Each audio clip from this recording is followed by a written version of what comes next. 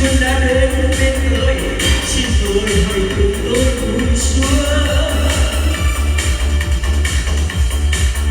Bao hạnh phúc chờ đợi, dấu chút tuyệt vời,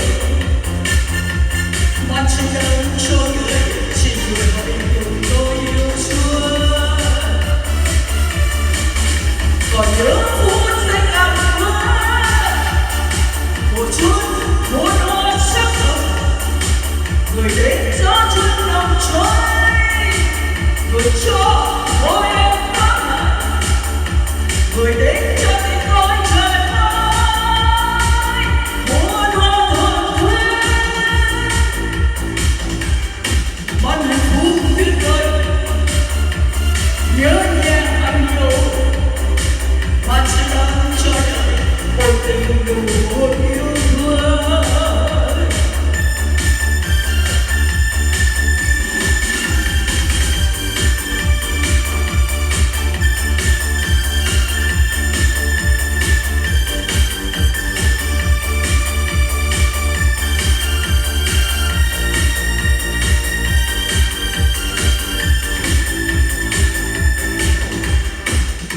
Xuân đã đến bên tôi, gió xuân tuyệt vời.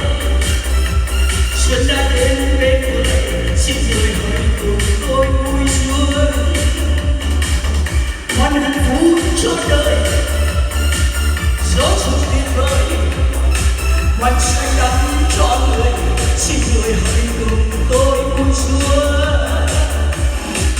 Còn nhớ phút giây ngàn mơ,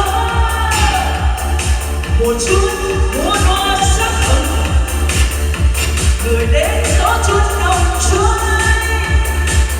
người cho mỗi em có ngàn, người đến cho tình tôi trời ơi, một hoa thuần thuyết, ban hạnh phúc cho đời, nhớ nghe anh yêu, ban sẽ đông cho đời, ôi tình đầu hôn yêu thương, ban hạnh phúc tuyệt vời, nhớ nghe anh yêu, ban sẽ đông cho đời, ôi tình đầu hôn yêu thương,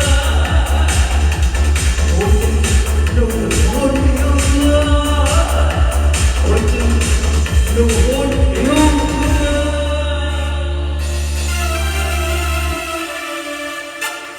Xin chân thành cảm ơn quý vị rất nhiều. Dạ, rất là hay. Liên tục em mời tiếng hát anh Sang